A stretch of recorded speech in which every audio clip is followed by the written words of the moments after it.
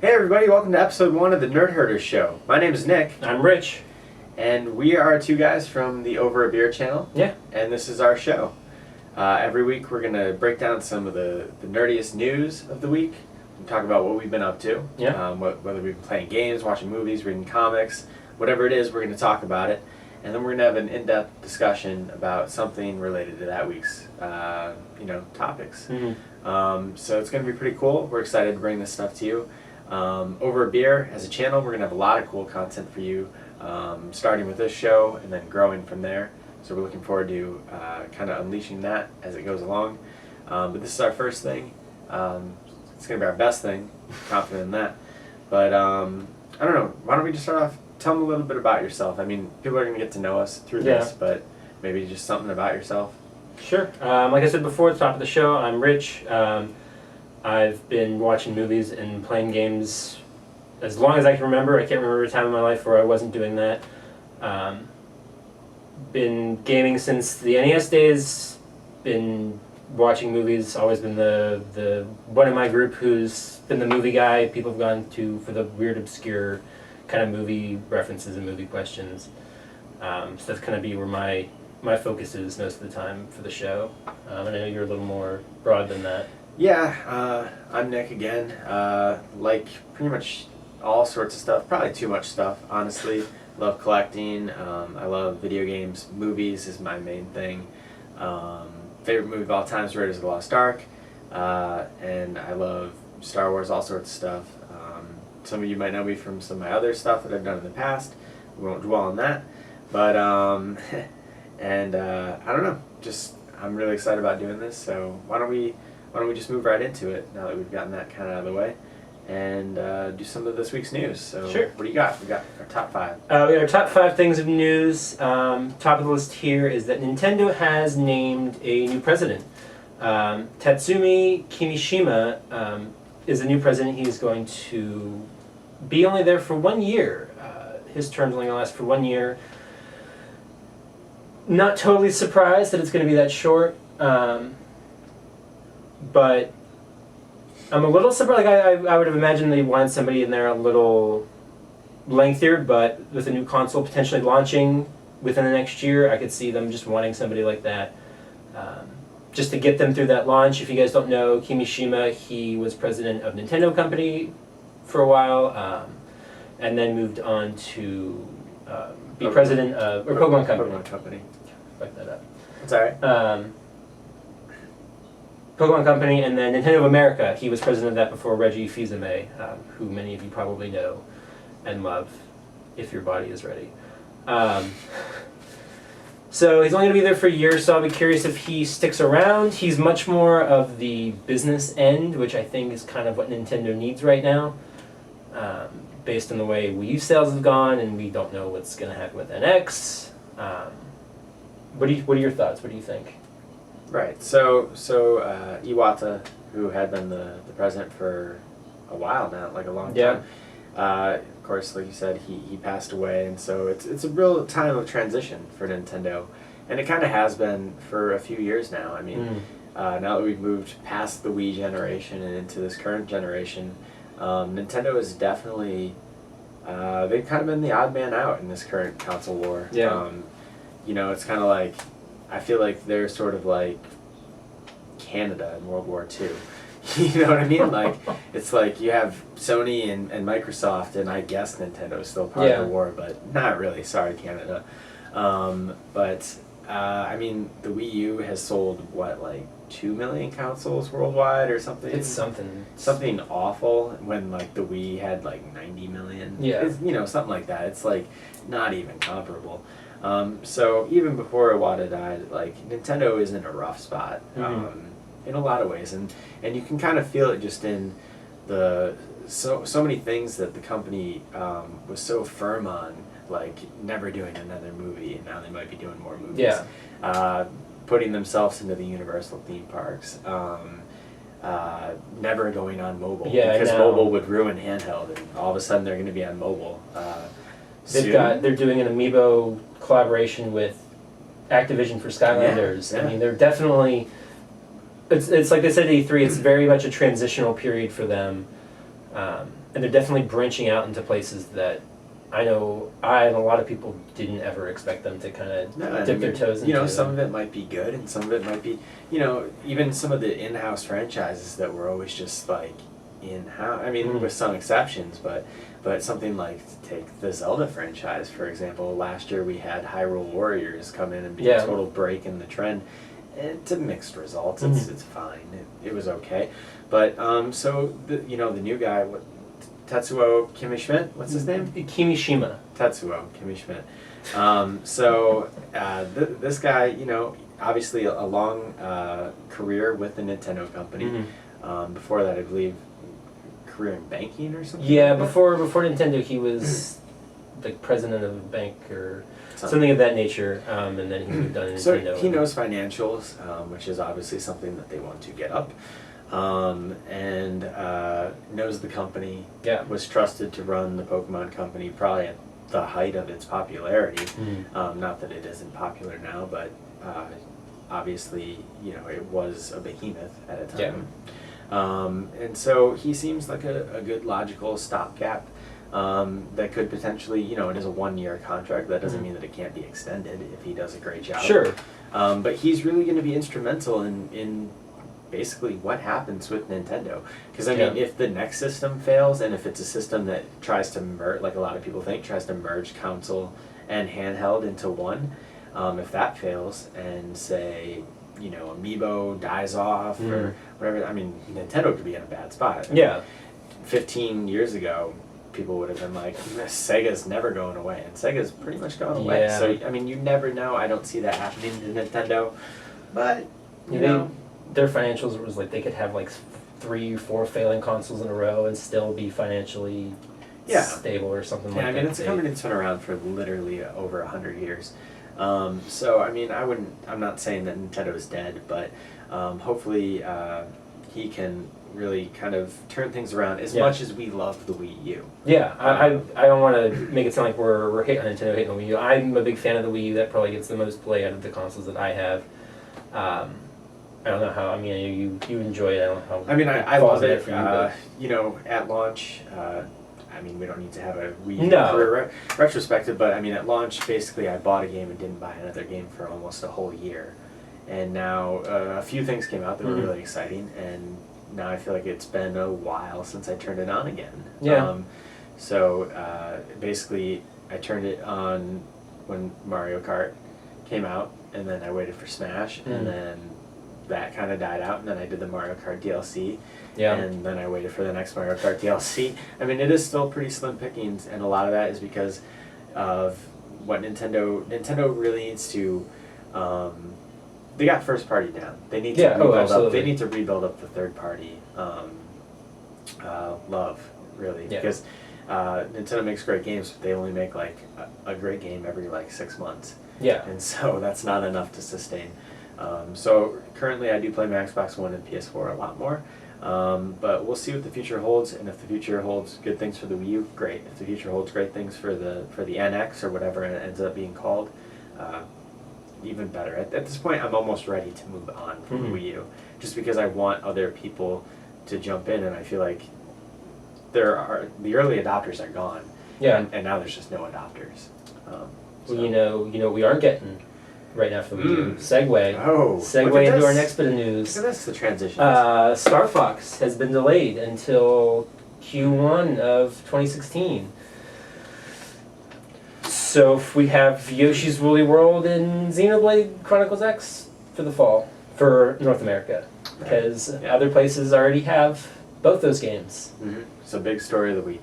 The new Star Fox game for the Wii U, first Star Fox game, first true new Star Fox game. I mean, we had Star Fox 3D, 64-3 or whatever for the 3DS a few years back. We haven't had a game since Star Fox Adventures. Something like that, yeah. I was so excited for this. This was supposed to come out this year. This was their holiday. This was their big fall game, and now they've got nothing. I mean, they don't have nothing, but they don't have.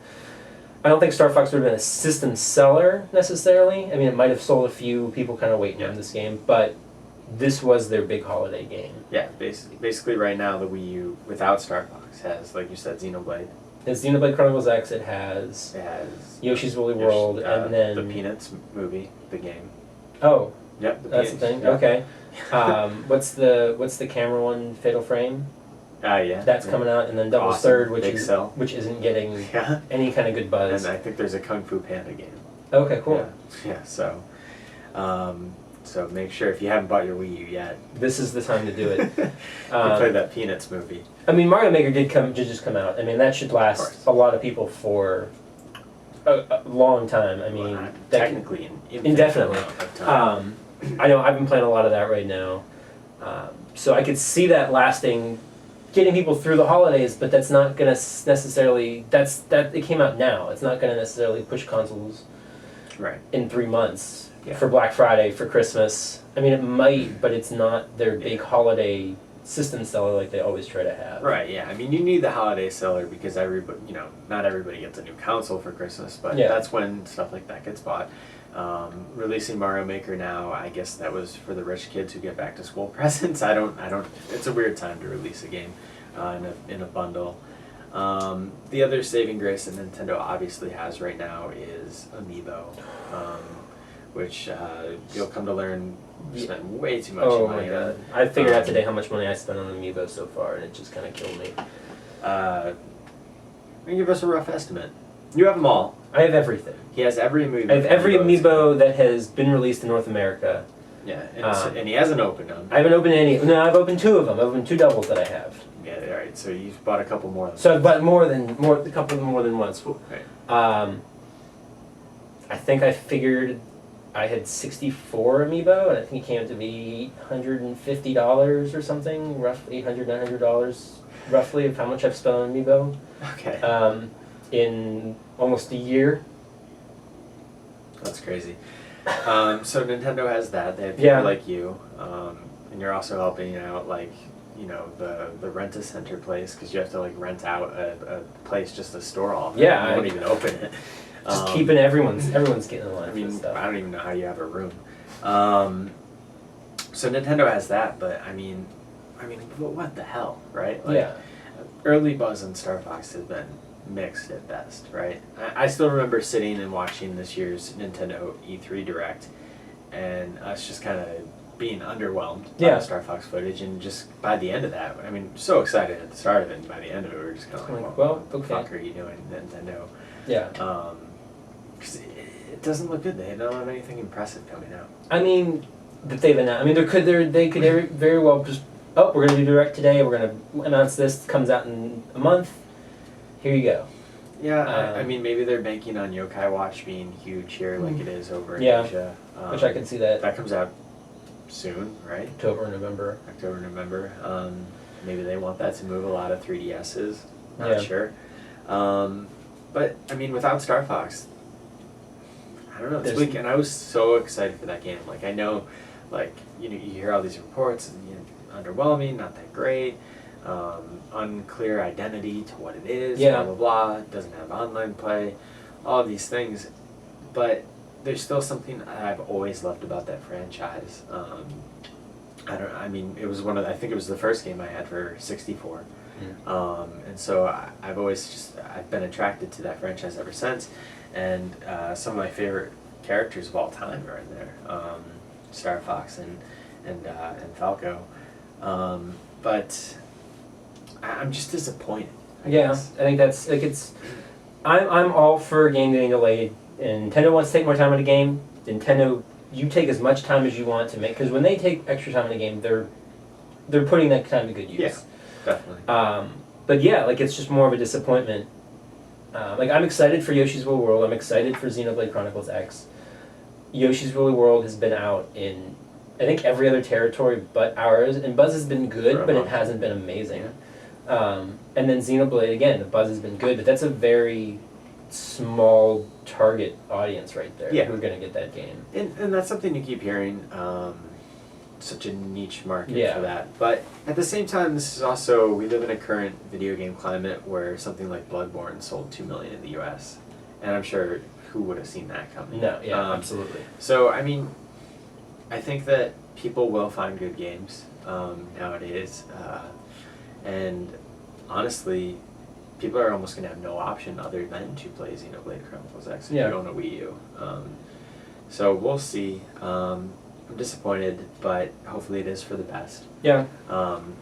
You know, video games aren't like movies. When a movie gets delayed, it's almost never a good sign, right? But with video games, it really is to, it's not just to meet some new release date, it's usually to actually Work make it out. improvements, so I'll trust it. Yeah, I But mean, we'll see. I'll usually follow Nintendo. I'll blindly put my faith into them. They know what they're doing. They've been around for a while, but like we said, it's just kind of disappointing. Yes. Yeah, definitely. All right, what's next? Next we have a little bit of conflicting buzz on this right now. Oh. There was a report earlier that Konami is going to halt all AAA production on games except for their Pro Evolution Soccer franchise. And then another report I read before we record this saying that Konami was like, oh no, we're still going to keep bringing Metal Gear, Silent Hill, and Castlevania games. Not sure how much I'd buy it. I would think they'd be dumb to not do another Metal Gear game after how well this new one sold. Whether or not, I mean, Kojima, as far as I can tell, I think as far as the industry is, he's gone. I mean, he's Right. not going to be there anymore, and they own the IP, so they can do whatever they want with it. So they would be fools to not make another Metal Gear game. Okay. But, I mean, the last Silent Hill game they did was a pachinko machine. Are they really going to, and they canceled PT, are they really going to do that kind of stuff? In Castlevania, I mean, they sent Igarashi away, and he had to do his own thing with that. Yeah. You know, at the end of the day, it's a business, so I don't think they really care who's No. making the games. It's a franchise that's going to sell. Yeah. I mean, the name Silent Hill means more than the name of the creator, I think. To the diehard, same with Metal Gear. The typical person who blindly buys that game has no idea who Kojima Sure. is. And so I think they'll be making those games long into the future. I think that, you know, if Metal Gear, if Phantom Pain had bombed, Yeah. then maybe it'd be a different story. But But- that game's selling like hotcakes. The reviews were great, but I don't even think they're in it for the you know, the reviews. I don't think video game companies care about that type of thing. It's not like film again, where Yeah. you can have, you know, a movie not do well, but the reviews are great and it gets Oscars, and so they keep helping that filmmaker. Like, it doesn't matter.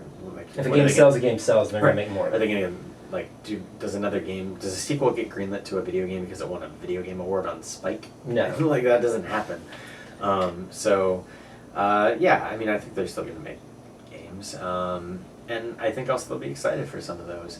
You know, obviously, another Metal Gear game without Kojima, would that be disappointing? Not that I'm the biggest Metal Gear fan, but yeah, but at the same time, there's nothing in this world that I'm more excited for right now than Star Wars Episode 7: The Force Awakens.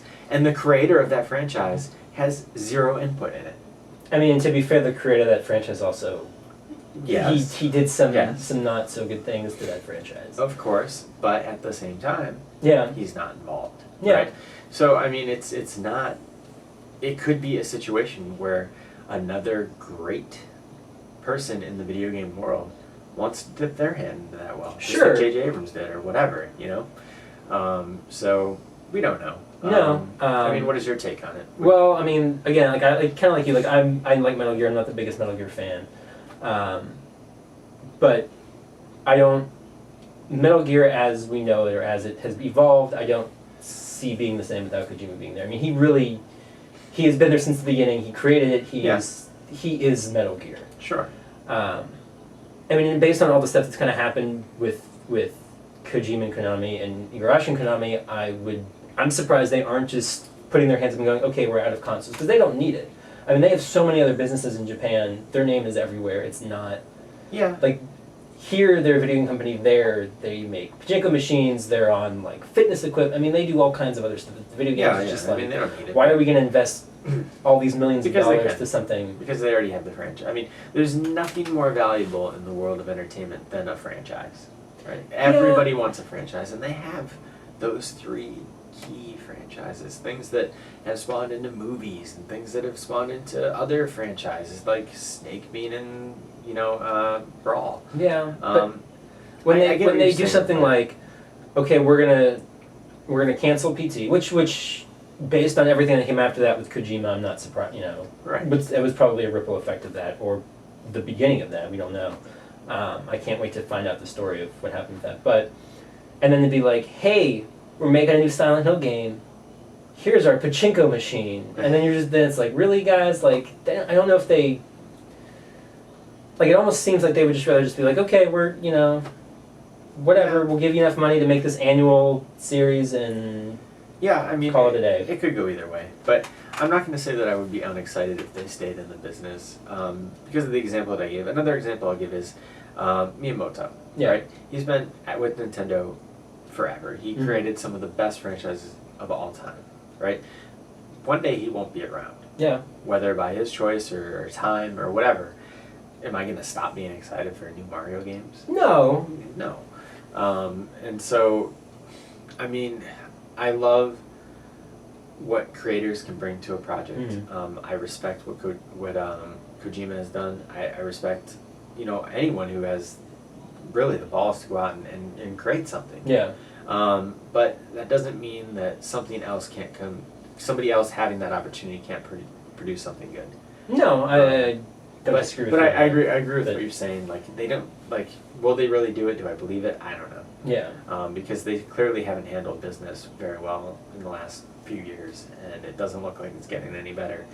And saying that on the heels of apparently a great game. Yeah. I haven't played Phantom Pain yet, but yeah, we'll see. We'll see what the future holds, for sure. All right. Next piece of news. It's a little bit older, but it keeps popping up a little bit. Guillermo del Toro. Okay. We have some differing opinions on this movie that we're about to talk about. Okay. There was a report that came out that Pacific Rim 2, Maelstrom, which I believe it's supposedly titled, was delayed. I mean, it has been delayed, and then there's a rumor that it might even be canceled. Uh-huh.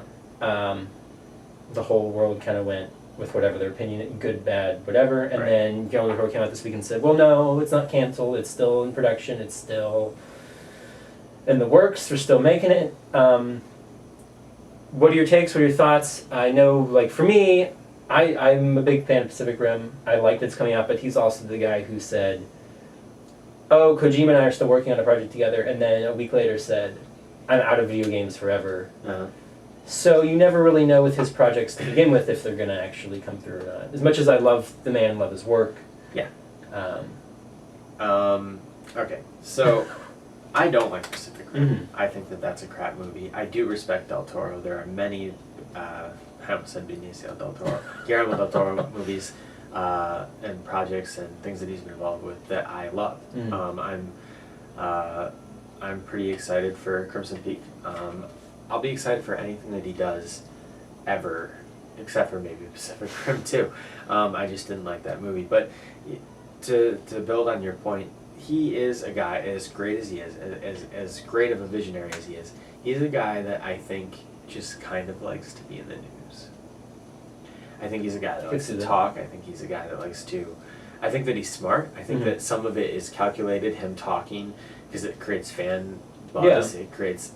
It lets the studio know, hey, these people want it. I think that there's a very, very clear reason that when Ron Perlman was making the rounds for Hand of God, his Amazon show, that he started talking about what Hellboy 3 would have been, what the plans were, and it's to build interest, to show the studios that there's interest. And I think that Guillermo del Toro going out and saying, no, it's not canceled, because it wasn't officially canceled, so we can say that. I think that it's to kind of show the studios, Warner Brothers, or was it Warner Brothers or Universal? I think it's Warner. Warner. That there is still interest, that people still want it. But you know what? I just don't know. I feel like and I feel bad for the guy. So many projects in the past he's seen just crumble.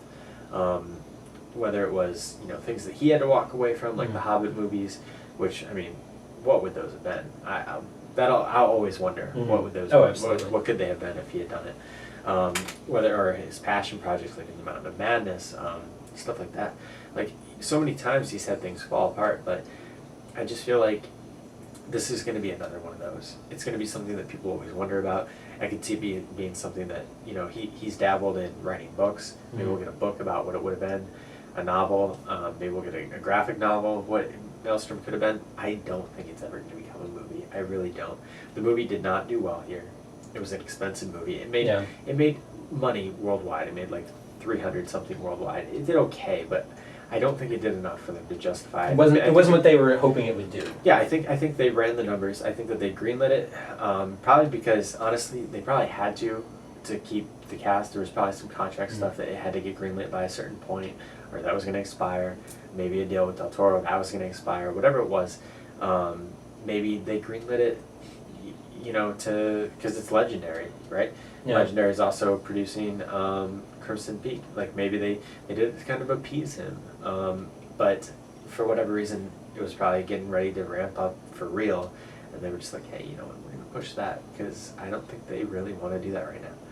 And I also think part of it could have been, I mean, that money talks, like we said, and in Asian markets it did well, but I don't know, man. I really don't think it's gonna happen. I feel bad for him, but I'm also not disappointed because I didn't want to watch it. Well, I have to wonder, because Legendary is the other studio behind it. I mean, they did Godzilla. Yeah. They just acquired, or they have Skull Island, which just moved studios.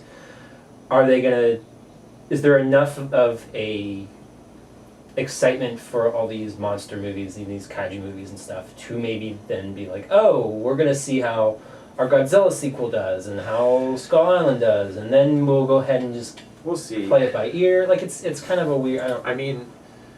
They've already said. They said last week, Legendary, that they see Godzilla 2 as the step to being a combination of Skull Island and that. So it's going to be a crossover with Kong and Godzilla, which has happened in the past. Yeah, we should mention. But it's going to be on that scale, and I think that they might just want to kind of go with that. I think maybe they felt like they needed the giant robots because for a while their Transformers was making all the money. But maybe you don't need that. Maybe Jurassic World showed them that you don't need giant robots. You can just have these giant creatures, and people are going to flock to see it because Jurassic World made all of the money, right?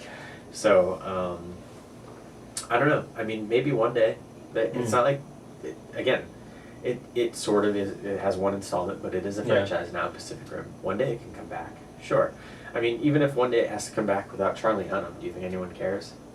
No. I mean, never say never, but I think right now their plan is to move into doing Skull Island, hopefully getting that right, and then doing Godzilla 2, and please get that right, because I did not like Godzilla either. It's not a fan. That was a soulless movie. And then crossing those over, see how that goes. Yeah. Cool. Final piece of news here. Popped at the beginning of the day, and I think it came up a few days ago. John Watts, Star Trek, his new Spider-Man movie, mentioned that he was going to have Peter Parker be 15. Thoughts? It's a little bit different than what we've seen. Yeah, as I'm sure many child predators have been told before, too young, right? 15, like, all right. So they cast. I forget his name. I'm totally blanking on his name. Tom Holland, right? I think so. I think that's Tom Holland. They cast him. He's 19. So he's going to be playing 15, which is a little ridiculous. I mean, it's something, an age difference like that's happened. Stuff like that happens. You had 30-year-olds on 90210 back in the day. Yeah. But so for those who don't know, the Spider-Man franchise is getting rebooted again, and this time he's going to be part of the Marvel Universe while also having his own movies at Sony. There's going to be crossover there. And so the director whose newest movie, Cop Car, you saw. I did see it. That was good. It's great. I never didn't have faith in him just because I didn't know who he was. Like, it was never... But, like, seeing Cop Car, he's definitely a capable writer. He's a capable director. Cop Car is excellent if you can. I think it's on VOD now as well. Check it out. The kids in it are fantastic. Kevin Bacon's great, and like it's handled really well, and I'm excited to kind of see what he does with Spider-Man. I mean, clearly he can handle stories focused around younger characters and things like that. And the report came from this is he sort of wants to almost make it like a high school coming of age, like right. They keep saying that this is going to be their John Hughes movie. Yeah. Right. So That's exciting. They're saying all the right things. Mhm. This 15-year-old confirmation of Peter Parker, though, so I guess they're gonna make him a sophomore. Yeah. It just, I don't. You know what movie I've never seen? Shark Boy and Lava Girl, because I don't want to see kids doing action. I just don't care. The worst part of a lot of That's the reason I I haven't seen it. yeah, the worst part of a lot of action movies to me, is kids. Like Superman Returns. That kid was annoying. Not that he's a kid in this movie. 15 is not like a kid, but Yeah. but it kind of is, right? I mean, I loved the Legend of Zorro. And then they did the sequel, and he had a kid, and he was awful. I think it might have even been the same kid from Superman Returns. But I get why they're doing it. I think that they felt like, Tobey Maguire got too old to play the role. Mm-hmm. And then Andrew Garfield, I think that for whatever reason, people just thought it was the same thing over again. So I think they feel if they start earlier in high school, it truly feels like a high school movie, then maybe that'll be more appealing to a younger audience as well as an older audience, because they're putting them in Civil War first with all of the Avengers, basically. And they want him to last. It's like a 10-year contract Holland signed. So, over the course of 10 years, we'll see him going from sophomore year to being done with college, and if he goes to college, I'm assuming he will. Peter Parker goes to college. And you could literally see this guy, the character arc could be him as a sophomore to him marrying Mary Jane Watson or something. And that's exciting, I guess, of long-form storytelling. It's just, part of me just has no interest in watching a kid fight. Well, no, and I almost think people are getting a little too hung up, though, on 15. I mean, in the past films, he's 16? So he's supposed to be 16, he's supposed to be 17? I mean, it's not a huge difference. And especially when they're trying to go with, their John Hughes. I mean, if you look at, a John Hughes movie and you look at 16 Candles or Breakfast Club, and they're, 16 Candles with Anthony Michael Hall, he's a freshman, he's 14. Can't you see you don't view him that way. Nerdy? I know, that's what I'm saying. You don't, some of these high school coming of age movies, you don't necessarily view them as, this is a 15-year-old, this is a 16-year-old, 17-year-old. You kind of just view them as, they're in high school. Yeah. So I'm wondering that's how they play it. Yeah, if they play it like that, and if they don't harp on the fact that, remember, he's 15 and doing all this stuff. Yeah. The other thing to take into consideration here is this new Spider-Man movie, like you said, interesting new director, right? Yeah. Good young actor. They have Feige at the producing, always a good sign, pretty much. Marvel has an impeccable track record, a few minor stumbling blocks. But one thing that can't forget, the writers. These are the guys who wrote and directed Vacation Over the Summer, which few laughs here and there, but that's a bad movie. They wrote, I think, and directed Horrible Bosses 2, and they wrote Horrible Bosses. Horrible Bosses 2 wasn't good either. These guys are not good. Yeah. The one of the, I can't think of their names, the one of the two, he was the main kid in Freaks and Geeks, and that's awesome. But he also didn't write that. I mean, he was... No, exactly. He didn't write that. That was, so, I mean, that has to give you pause, right? What certainly. And I have to wonder if Watts is going to step... I mean, Watts has writing credits to his name. Yeah. And, so I wonder if, they're doing, an initial script, and maybe afterwards he'll come in and he'll sort of put his own touch on it and do his own thing. Maybe. I mean, part of the reason why they bring him in, a guy like Watts, is, because he has a movie that they can point to where, look at what he did, right? He's also not big enough for them to go... But they're also somebody who they can go, you're going to do this. This is how you're going to do it. And you're going to do this, because you're a nobody right now. Yeah.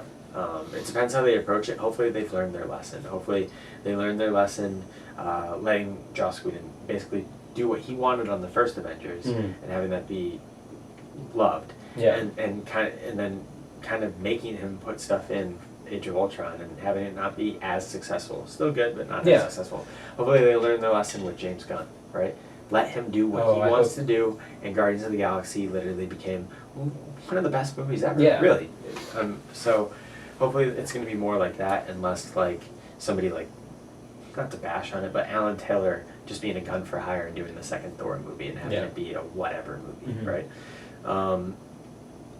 I'm excited to see what happens with Spider-Man. I'm excited to see Spider-Man. Right? Yeah. Just see what, we keep hearing these things like Feige's saying like people are gonna look at this Spider-Man costume and go, oh, that's Marvel doing Spider-Man. Like, what does that mean? I'm excited to find out. But we want to know what you think about this week's news. Yeah. Let us know what you think about the new Nintendo president. Let us know what you think about the future of Konami. Let us think about, Spider-Man. Are you excited? Is 15 too young? If you say no, make sure you have a weird username because you might get arrested. But that's going to wrap Wrap up for news. This week's top 5.